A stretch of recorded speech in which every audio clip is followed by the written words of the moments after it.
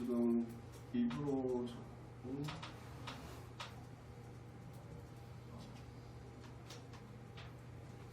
네. 네. 네. 그러면 이제 발표 시작하겠습니다. 제가 핸즈온 머신러닝 이제를 이렇게 준비하게 된 윤영근이라고 합니다. 네, 먼저 오늘은 간단하게 1장 정도만 준비를 했는데요. 왜냐하면 1장 내용은 그냥 그냥 기본적인 내용에 대한 건데 오늘은 그 정도만 이야기를 해보고 넘어가는 것도 괜찮을 것 같아서 네, 1장만 준비를 했습니다. 저희가 이렇게 모여 있지만은 혹시 이 다음에 이거 1장에 있는 연습 문제거든요.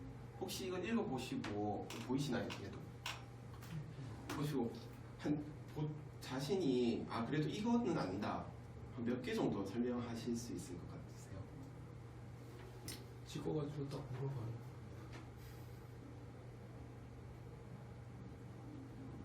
천천히 한번 읽어.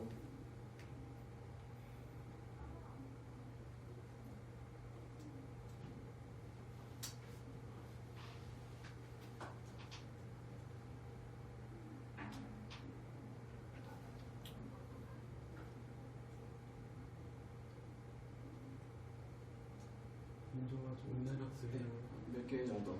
온라인학습이 뭐야?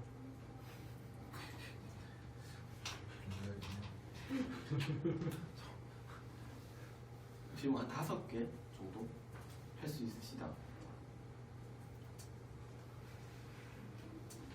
몇 점이면 그냥 자신 네. 만만하지. 네. 만만하게 앉아있는데 이거. 좀 사실 분명 더 들어본 이야기도 들어본 내용들도 있는데 막상 설명하려고 하면 좀 하게 되는 저 같은 경우에도 좀 힘들더라고 이게. 근데 이 질문들이 이게 필요할까? 라는 생각이 들 수도 있지만 사실 가장 기본적인 내용에 대한 거잖아요. 그래서 여기 나중에 제가 기준이 어떻게 보면 취업을 계속 이야기하게 될 수밖에 없을 수도 있는데 면접을 갔을 때 몇 가지 질문 받은 적이 있어요. 비슷한 내용을. 근데 설명 못 하겠더라고. 네? 계속 네. 근데 그쪽 입장에서는 저에 대해서 알려면은 한 기본적인 걸 물어볼 수도 있는 거예요. 그러니까 자세하게 설명하길 바라진 않지만은 기본적인 내용이라고 생각하는 걸 묻기도 하더라고요. 그래서 이걸 달달 외울 필요는 전혀 없거든요. 그래도 그냥 자기의 방식대로 설명해보는 것도 괜찮지 않을까라는 생각에 그리고 또 저희가 데이터 사이언티스트를 꿈꾸는 사람들도 있고 데이터 분석 쪽으로 데이터 인지니어링 이런 쪽으로 여러 가지 꿈꾸면서 그런 걸 생각을 하잖아요. 근데 사람들한테 많이 듣는 게 머신러닝이 뭐야? 거기에서 제가 저도 정확하게 설명 못하는 하는 일이 뭐냐고 하면은 사실 설명하기가 너무 힘들어요. 너 직업이 뭐냐고 물어보면은 또 아무것도 모르는 사람한테 설명하기가 너무 힘들어서 그나마 좀 나아진 게 요즘에 알파고 그냥 알파고 만든다 그런 거 만든다 하면 대충 이렇게 이해를 하게 되는데 그래서 우선 저희가 이 그림 많이 보셨죠? 데이터 사이언티스트랑 못 보셨나요? 딱 검색해보면 가장 많이 나오는 그림인데 이제 데이터 사이언티스트가 가져야 되는 능력 수학, 프로그래밍, 그리고 도메인 지식도 있어야 되고 커뮤니케이션 기술도 있어야 된다. 다 해란 말이잖아요 이게. 그리고 데이터 사이언티스트라는 게 사실은 저도 검색을 계속 해봤는데 아직도 제대로 정의가 안 되어 있어요. 왜냐하면 가장 최근에 여러 가지 직종들이 합쳐진 약간 융합된 느낌도 있고 이래서 데이터 인지니어링 같은 경우에는 딱 명확하게 어떤 걸 한다라고 할 수는 있지만은 데이터 사이언티스트가 사실은 뭔지 명확하지도 않거든요. 그래서 이 모든 걸 다 가질 수도 없어요. 이 능력을. 이거 다 잘하려면 어떻게 해야 돼요? 이거 시간도 없고. 그렇지만은 최소한 관심을 가지고 호기심을 가지고 계속 이렇게 저희가 모여서 스터디 하듯이 하고 그냥 데이터 사이언티스트라는 건 저는 생각에 꾸준히 호기심을 가진 사람들이라고 생각을 해요. 그냥 데이터를 보고도 호기심을 가지고 어떻게 필요할 때마다 프로그래밍 기술, 필요할 때만 사용하면 돼요. 그때 하나 처음부터 다 배울 수는 없으니까. 네, 그래서 뭐 무조건 부담 처음부터 진입할 때 이걸 다 해야지라는 이렇게 부담감 없이 시작을 하면서 또 비슷한 내용인데 이제 데이터 사이언스가 가져야 되는 뭐 능력. 여기 보면 수학이랑 컴퓨터 이렇게 되면 뭐 이거는 머신러닝이고 이런 식으로 뭐 있잖아요. 분류가 되어 있는데 사실 이것도 명확하다고는 저는 안 느껴지진 않거든요. 하지만은 네, 최소한 이 공부를 할 때 데이터 사이언스라는 걸 남들에게 설명할 수 있으려면 조금 생각을 해볼 가치는 있다는 생각은 들더라고요. 네, 그렇게 하고 먼저 오늘 이제 책의 내용을 나가겠습니다. 먼저 이제 처음에 머신러닝이란 제가 계속 머신러닝이라고 하지만은 머신러닝은 이렇게 정의를 내린 게 두 개가 있던데 머신러닝은 명시적인 프로그래밍 없이 컴퓨터가 학습하는 능력을 갖추게 하는 연구 분야다. 어떤 자급티에 대한 컴퓨터 프로그램의 성능을 필요 측정했을 때 경험으로 인해 성능이 향상되었다면 이 컴퓨터의 프로그램은 자급티와 성능 측정 이렇게 쭉 있잖아요. 근데 이게 딱 명확하게 또 들어오지는 않아요. 무슨 말일까? 해서 기본적인 저도 개발자로 있지만은 전통적인 개발은 거의 대부분 모든 가정들을 일어날 수 있는 일들을 코드로 만들어요. if 만약에 이게 일어난다면 무엇을 해라. 이것이 일어난다면 이것을 해라. 이런 식으로 그러니까 하드 코딩이라 하죠. 굉장히 길어요. 상당히 그런 식으로 했는데 그게 비효율적인 게 변화하는 환경 그리고 모든 가정을 사람이 만들 수가 없어요. 그런데 이제 데이터를 주고 그 환경 그 가정들을 스스로 컴퓨터가 학습을 하면 어떻게 될까? 그래서 오히려 그 프로그램을 만들어내는 걸 해보자. 그게 이제 머신러닝이라고 생각하거든요. 그래서 제가 대학교 때 제가 로봇 축구를 했었어요. 원래 대학교 때 로봇 축구를 했는데 로봇 축구하면 사람들이 굉장히 있어 보이는데 막 휴머노이드 이런 거 아니거든요. 그래서 제가 했던 거 유튜브에 있길래 잠깐 보면 본 분도 계실 거예요. 영상을 이런 거 그냥 네모 상자예요. 얘네들이 위에서 카메라로 찍어서 이 지금 색상들을 보고 자기 팀을 구분하고 포지션을 구분을 하고 그리고 공 보면 일부러 골프공인데 이게 색을 흰색을 안 쓰고 이 색을 쓰는 게 더 이렇게 카메라 잡기가 좋아서 이렇게 식으로 쓰거든요. 그러면 지금 이게 그냥 하나하나 조종하는 것 같지만 엔터를 치는 순간에 이제 아무도 관여를 못해요. 자동으로 다 돌아가게 되어 있거든요. 계속 제어하는 명령을 내리고. 근데 이렇게 하면 마치 막 엄청난 인공지능에 이걸 해주는 것 같지만 사실은 모든 좌표를 해서 이 좌표에 얘가 가면 어디로 움직여라, 어디로 공이 어디 있으면 그래서 한 몇천 줄이 됐었거든요. 그렇게 했다가 만약에 제가 가정을 안 넣었던 곳에 로봇이 가면 미쳐요. 로봇이 미쳐 날뛰어요. 그때부터 혼자 미친 듯이 돌고 있고 그 자리에서 이런 식으로 됐는데 근데 막 사람들은 인공지능을 하는구나.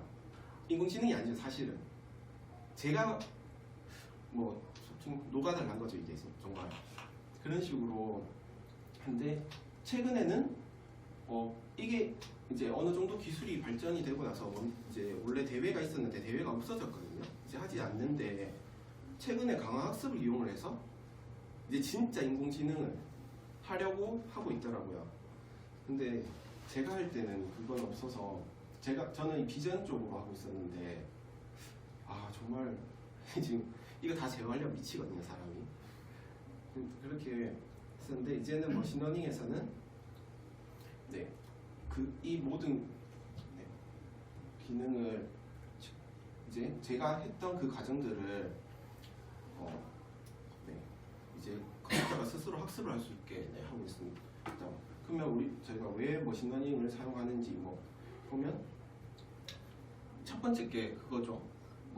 기존 솔루션 많은 수동 규칙과 수동 조정과 규칙이 필요한 문제 이런 거에 활용을 한다. 아까 전에 그런 거 로봇 축구 하나하나 수동으로 하면서 정말 사람 미치는 거거든요. 밤을 며칠을 새도 꼭 보면 이상한 데 가 있어요. 로봇들은 한 곳에 다 뭉쳐있고 공은 저기 가 있고.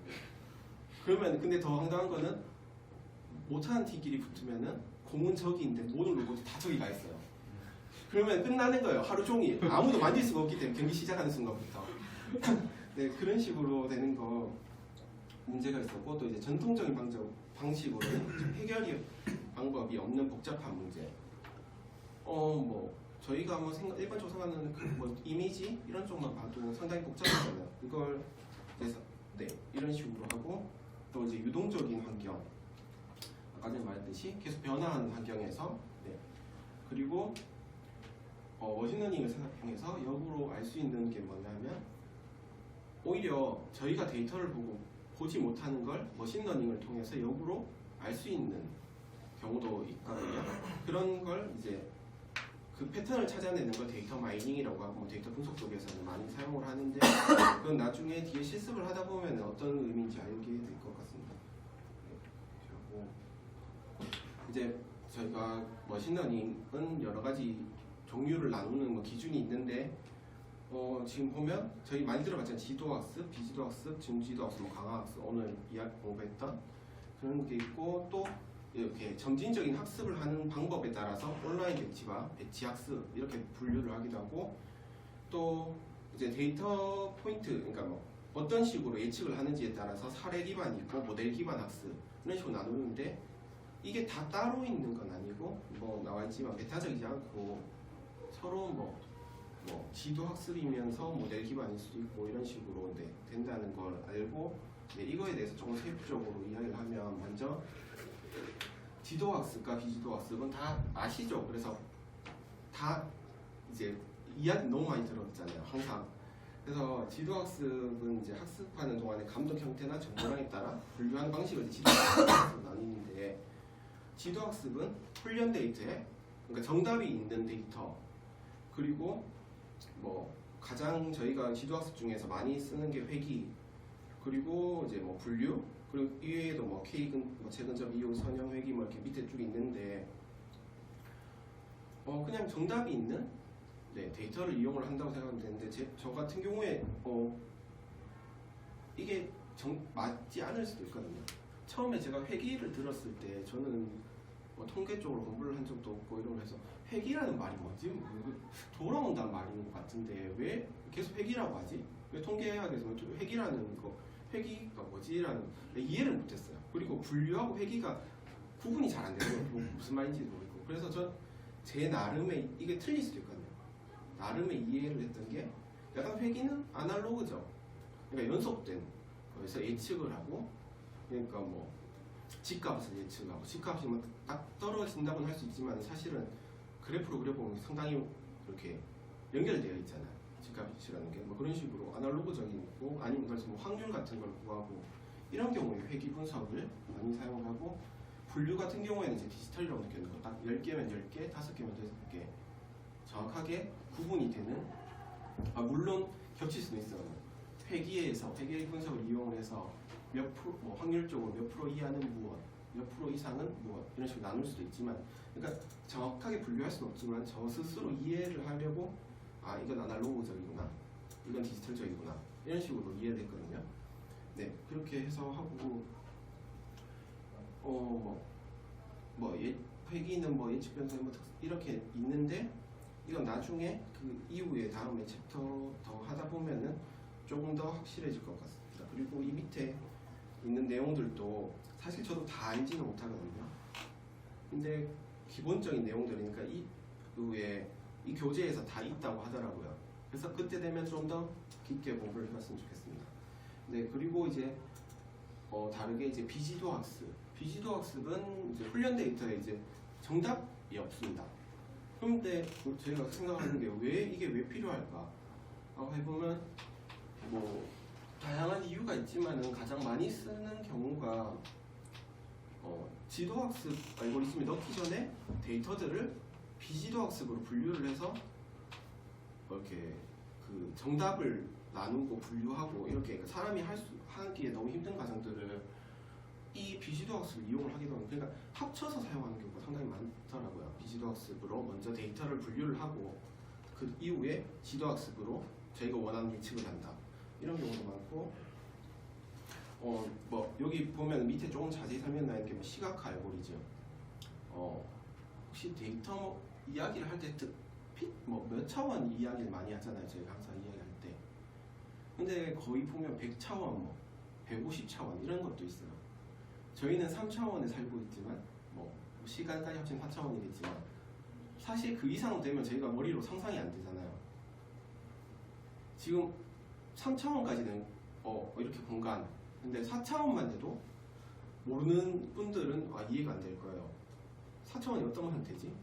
근데 뭐 데이터를 말하면서 100차원, 도대체 100차원은 뭐냐?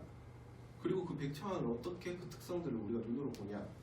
그래서 시각 알고리즘이라는 게 그런 이제 높은 차원을 줄여서 이제 사람들이 볼 수 있는 형태로 만들어주는 알고리즘이 있거든요. 그런 경우에는 이제 비지도 학습은 그래서 거의 대부분이 비슷한 특성을 가진 아이들끼리 뭉쳐주는 역할에 그런 친구한테 뭐 차원 축소가 우리가 아는 PCA 들어는 보셨을 거예요. PCA도 뭐 이제 쉽게 말하면 차원 하나하나가 각각의 특성이 뭐 필요 없는 특성들은 최소화시켜 줄이고 필요한 가장 중요한 특성들만 남기는 방식이라고 생각하시면 됩니다. 그리고 뭐 이상치 탐지 뭐 이런 것도 있고 연관 규칙 이런 거. 연관 뭐냐면 이상치 탐지 같은 경우에도 하나하나 다 정답을 줄 수 없는 것들, 이게 뭐 보이스 피싱을 찾아낸다든가 카드 거래가 이상하다든가 평소와 카드 거래 패턴이 다르다든가 이런 것들 하나하나 할 수 없는 것들, 정답은 딱 정할 수 없지만 평소의 패턴과 다르다는 걸 할 때 이 비지도 학습을 많이 사용을 하게 됩니다. 그리고 이제 뭐 중지도 학습, 여기 제가 페이스북 사진 속 인물 분류라고 저는 이렇게 했던데 뭐 레이블의 일부만 존재. 그러니까 모든 레이블에 모든 답이 있는 게 아니고 저희가 페이스북에서 그런 거 있잖아요. 인물 사진에 이름 나오는 거. 그게 처음에 보면은 먼저 그 인물이 누구다는 모를 수도 있어요. 근데 비슷한 인물들을 일단은 클러스터링을 모아요. 모은 다음에 이제 그 사용자에게 한번 물어봐요. 이 사람의 이름은 무엇이냐? 그때 이제 정답을 주는 거잖아. 이 사람은 누구다. 그러면 정답은 일부를 가지고 이제 그 클러스터링 했는 걸 가지고 이제 이 사람과 관련된 건 그 폴더에 다 넣으면 그 인물이 모이게 되잖아요. 그러니까 이런 걸 이제 준지도 학습으로 하고 강화 학습은 뭐 오늘 했으니까 굳이 설명하지 않아도 하고 이제 입력 데이터의 스트림에 따라서 배치 학습과 온라인 학습으로 나누는데 이게 좀 무슨 말인가 하면 배치 학습은 한 번에 모든 데이터를 다 넣어서 한 번에 학습을 끝내버려요. 그래서 장점은 데이터도 많고 이런 경우도 있지만은 단점이라고 하면은 여기 이제 컴퓨팅 자원 엄청 많이 필요하고 그리고 한 번 학습을 시킨 다음에 그 어떤 서비스를 만들 때 서비스를 시작을 하게 되면 새로 들어온 데이터에 대해서 학습을 안 하기 때문에 전혀 처음 받는 데이터에서 좋은 결과를 내기가 힘들어지는. 그래서 만약에 그 새로운 데이터를 하려면 다시 그 서비스를 중지시키고 새로 학습을 시켜요. 모든 데이터를 가지고. 그렇게 하게 되니까 이제 뭐 말 그대로 뭐 스마트폰 이런 식으로 서비스를 한다면 이건 굉장히 어렵게 되고 그리고 아까 전에 나왔던 온라인 학습 이게 저희가 사실 미니 배치라고 하잖아요. 그래서 온라인이라고 하니까 마치 이거는 인터넷에서 뭐 온라인 상으로 하는구나 이렇게 하는데 사실 그런 건 아니고 그냥 계속 배울 수 있는 거라고 생각을 하면 되거든요. 점진적으로. 그래서 이 경우에는 이제 컴퓨팅 자원이 제한되는 경우에도 좋고 그리고 새로 들어오는 데이터에 대해서 상당히 빠르게 학습을 할 수 있는 장점은 있다는 거. 그래서 아무래도 저희가 뭐 프로젝트를 진행하고 하면 이 방법 많이 사용할 거예요. 저희가 뭐 서버를 돌리는 것도 아니고 컴퓨터 자원에서는 메모리 부족으로 꺼지는 경우도 상당히 많거든요. 머신러닝만 해도. 그래서 이런 식으로 나뉜다는 걸 하고 또 이제 사례 기반 학습과 모델 기반 학습. 이거는 기본적으로 그렇게 생각합니다. 사례 기반은 이제 유사도를 측정해서 새로운 데이터를 일반화. 그래서 말 그대로 아까 전에 사례를 보고 그 사례에 맞는 스팸 메일 같은 경우, 여기 예를 들었는 게 스팸 메일인데, 스팸 메일의 특정 단어들이 많이 나온다. 그럼 그 단어들이 포함되는 게 몇 개인가 이렇게 해서 유사도를 보고, 그러니까 일단 사례를 하나를 보고 그 사례에 맞는 비슷한 것들을 네, 학습시키는 방법. 그래서 대표적으로 많이 하는 게 추천 시스템이 더 많이 사용을 하겠죠, 당연히. 이런 걸 많이 검색하는 사람들은 비슷한 패턴으로 검색하면 이거 추천해 줄게. 이런 식으로 하는 경우도 있고, 이제 모델 기반 학습은 네, 저희가 보는 이제 말 그대로 데이터를 분석하고 모델을 선택한 다음에 자동으로 이제 파라미터를 학습을 시키고 이제 그 모델이 어떤 예측을 하게 되는 그런 방식입니다. 그래서 이제 머신러닝의 주요 도전 과제라고 이제 나왔는데, 머신러닝의 문제점이니까요. 항상 저희는 데이터를 다루려고 하는 사람이기 때문에 문제는 데이터에 관련이 있는 거예요. 무조건 데이터가 나쁘면 끝인 거예요. 아무리 좋은 성능을 만들려고 해도 데이터가 나쁘면은 그걸 이제 해결하기가 쉽지가 않은데, 그래서 그거에 대해 뭐 연구를 하고 이렇게 하는데, 먼저 데이터에 관련된 어떤 문제가 생기냐면 이제 충분하지 않은 양의 훈련 데이터, 당연히 그렇겠죠. 양이 많지가 않으면은 어떤 공통된 특징을 찾아내려고 해도 그게 힘들죠. 데이터가 적으니까 편향이 될 가능성도 크고, 뭐 이거 데이터가 대표성을 가지기가 힘드니까. 네, 그래서 그 비슷한 경우에 대표성 없는 훈련 데이터 이렇게 나오면 샘플이 작으면 샘플링 자금이라는 게 생겨요. 이게 뭐냐면 이제 우연에 의한 대표성 없는 데이터라고 하는데, 데이터가 워낙 적으니까 저희가 원하는 예측을 하려고 꼭 맞는 데이터가 있어야 되는데, 어쩌다 보니 뽑혔는 데이터들이 그거와 전혀 관련 없는 데이터가 몇 개만 나와 있는 거예요, 저희한테. 그러면 아무리 걔를 학습을 시켜도 저희가 원하는 기능을 만들 수가 없잖아요. 그러면 무조건 샘플이 많으면 좋은가? 또 그렇지도 않은 게, 샘플이 아무리 크더라도 편향이 되어 있으면 안 돼요. 샘플 데이터가 여성, 남성, 이렇게 남성들의 무엇에 대해서 예측을 한다. 그런데 그 데이터를 여성에 대해서만 조사를 했어요. 그러면은 말이 안 되잖아요, 이게. 그게 전혀 이런 식으로 대표성이 전혀 없는 데이터들이 만들어지게 되고, 이제 낮은 품질의 데이터는 비슷한 내용인데, 아웃라이어라고 하는데 곧 이제 프로젝트 같은 거 해보면 아실 텐데, 튀는 값들이 있어요. 회귀 같은 걸 하다 보면 그 튀는 값들에 의해서 모델이 변형이 되는 경우가 있거든요. 그 튀는 값이 워낙 유독 이상하니까 그쪽으로 많이 가버려, 치우쳐버려요, 모델이. 그런 경우에는 약간 머신러닝은 사람이 손수 그걸 보고 지워준다든지 어떤 방법을, 그러니까 여러 가지 또 방법은 있거든요. 네, 그런 식으로 하는 경우가 있고, 저도 첫 프로젝트 했던 게 진로우라는, 그러니까 캐글에 있던 데이터를 했던데 누락 값이 어마어마해요. 몇만 줄인데 있는 데이터는 100개밖에 안 돼요. 그러면은 그 나머지는 뭘로 채워야 되지? 몇만 개를.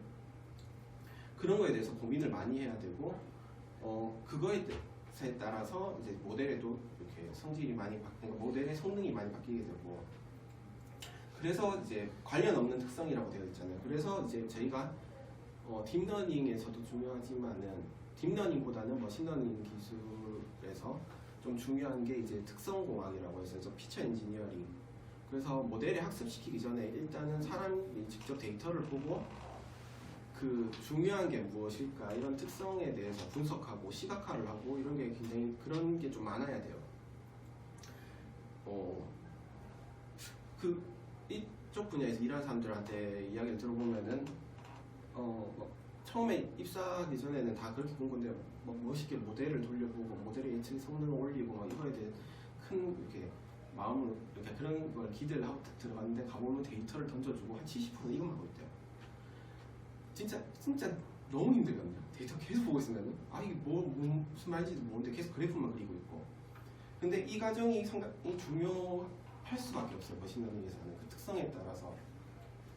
그래서 이제 특성 선택이라는 게 있고, 이제 특성공학에서 선택은 말 그대로 이제 모델의 성능을 향상시킬 수 있는 특성이 무엇인지 찾아내는 거. 그리고 특성 추출. 이거는 결합하는 거. 여기 보면은 차원 축소 알고리즘을 적혀 있는데, 말 그대로 비슷한 것들은 묶어보기도 하고, 이런 식으로 피처들을 변형을 시키면서 분석을 해보는 거거든요. 그리고 가끔은 새 특성을 만들기도 해요. 실제 저도 프로젝트를 할 때 이거는 이게 효과 있지 않을까? 그래서 평균을 뭐 내서 해보자.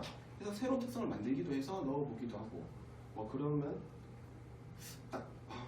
좋아지면 좋지 사실은 좋아지진 않아요. 제가 해봤자 그래도 이런 식으로 있고 이제 다음으로는 아까 전에 이제 데이터의 문제였고 위에서 보면 이제 알고리즘의 문제가 있는 게 많이 들어보셨죠? 오버핏, 언더핏. 그러면 오버핏은 이제 너무 학습이 그 훈련 데이터에만 맞는 모델이 만들어진 거예요. 너무 이런 경우가 어떤 경우가 많냐면 저도 했던 프로젝트 처음에는 예측력이 90% 가까이 나온 게 있었거든요. 그래서 됐다, 성공했다, 90%면 만족하는 것도 처음에 시작했을 때 10%도 안 갔어요. 6%, 5%. 그래서 90%면 엄청나다 했는데 테스트에 딱 넣는 순간 10%가 나와요. 그러니까 오직 훈련 데이터에만 맞게 하이퍼 파라미터를 조정을 했는 거예요, 제가. 그래서 그게 이제 오버핏이 되는 경우인데 지금 여기 제가 그래프를 못 넣었는데 그거 많이 보셨죠? 선형 이렇게 점이 이렇게 비슷하게 있는데 1차로 이렇게 가야 되는데 그 점을 모두 그리는 다항의 이렇게 곡선의 그래프를 모델을 만드는 경우 이게 오버핏의 그래프를 많이 나오는데 그런 식의 데이터를 만든 경우가 있는데 지금 밑에 보면은 그걸 해결하기 위해서 파라미터의 그러니까 모델의 제약을 기해서 단순화시키기도 하고 훈련 데이터를 모으기도 하고 이런 식으로 있고 또 이제 과소적합 반대로 과소적합은 그냥 예측력이 떨어지는 거예요. 너무 모델을 좀 자세히 그러니까 데이터에 대해서 좀 이렇게 뭐라고 말해야 되죠? 그러니까 대충 봤다 이런 느낌. 그래서 대표성을 전혀 안 가지는 거야 그 모델이. 그래서 이거는 어떤 예측도 어떤 게 운 좋으면 제대로 나오고 운 나쁘면 엉망으로 나오고 이런 경우가 생기고 있습니다. 그래서 이런 문제를 해결하기 위해서 저희가 이제 프로젝트를 진행할 때 가장 많이 하는 방식이 나누는 거죠. 데이터를 훈련 세트와 테스트 세트로 나눠서 테스트 세트는 절대로 학습을 시키지 않아요. 이건 무조건 마지막 단계에서 한 번만 이 모델의 성능이 어느 정도 될지 만약에 그거조차도 저도 했던 실수인데 테스트를 반복을 하잖아요. 테스트 세트로 그럼 하이퍼 파라미터를 그 테스트 세트에 맞춰버려요. 그러면 그걸 서비스를 만약에 나갔다 정말 처음 받는 테스트 세트도 아닌 처음 받는 데이터를 넣으면 성능이 안 나와요. 그만큼 왜냐면 테스트 세트조차도 훈련 세트로 이용을 해버린 거거든요. 그래서 실제 프로젝트를 진행할 때는 완전 분리해서 테스트 세트는 진짜 단 마지막 순간에 훈련 세트로만 계속 훈련을 시키고 그런 식으로 하는 게 있고 근데 또 그 훈련 세트로만 어떻게 계속 학습만 시킬 수 없으니까 그렇게 또 훈련 세트 안에서 이제 검증하는 교차 검증 방법이라서 크로스 발리데이션 방법이라는 게 있는데 이렇게 그 훈련 세트를 또 여러 개로 나눠서 일부분은 훈련을 시키고 나머지 남았는 부분으로 그 성능을 예측을 해보고 이런 식으로 해서 학습을 계속 시킨 다음에 최종적으로 테스트 세트로 한번 이렇게 예측력이 어느 정도 되는가 이런 식으로 프로젝트를 진행하는 게 그러니까 머신러닝 프로젝트를 진행할 때 이런 경우가 많거든요. 그런 식으로 해서 이제 1장에서는 내용들이 이런 내용이고 기본적으로 어떤 식으로 하게 되고 이런 내용을 공부를 그러니까 이야기를 했는데 저는 개인적으로 저희가 이제 프로젝트를 하게 진행을 했으면 좋겠거든요. 할 수 있으면 하면서 지금 이거 했던 걸 다 다 기억하고 있을 수 없잖아요. 하다 보면 이해가 되는 게 있어요. 정말 내가 이걸 알면서도 이 짓을 했구나. 그래서 이렇게 엉망으로 만들었구나. 내 모델을 이런 식으로 만들었구나. 이런 걸 배우면 직접 해보면서 배웠으면 좋겠고 다음부터는 조금 더 이제 코드도 나오고 그 프로젝트들을 이렇게 볼 수 있는 그런 식으로 진행하도록 하겠습니다.